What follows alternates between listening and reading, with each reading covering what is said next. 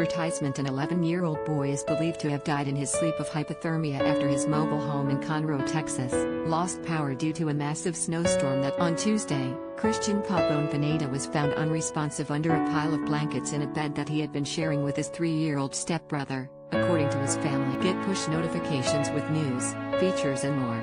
Following yell. Get the latest updates on this topic in your browser notification. His mother, Maria Lisa Pineda, told Univision that she initially wasn't concerned when Christian didn't get up in the morning since he was known for sleeping. However, when Pineda went to check up on Christian, she made a startling "he was already dead," she told the Houston Chronicle.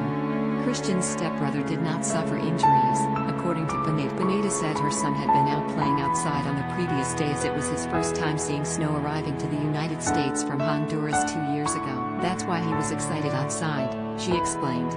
Everything was well. He was happy. He was not at all sick. According to the mom, Christian was outside for no more than half an hour before she brought him in when his winter gloves became soaked. He had dinner, played and was in bed by 11 p.m. Christian was still responsive when his stepfather, Manuel No, woke up in the middle of the night to check on him, his aunt Jaleesa Yara told KTR. He made sure they were okay, Yara said. They were still breathing.